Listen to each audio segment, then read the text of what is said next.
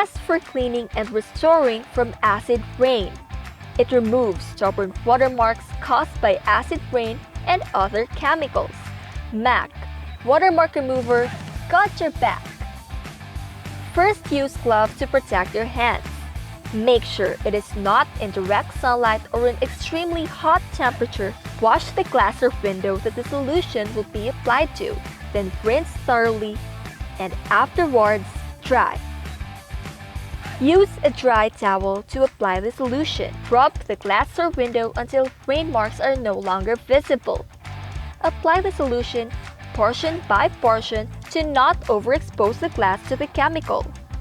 Make sure to rinse the glass immediately after applying the solution, because if not, it may result to damage.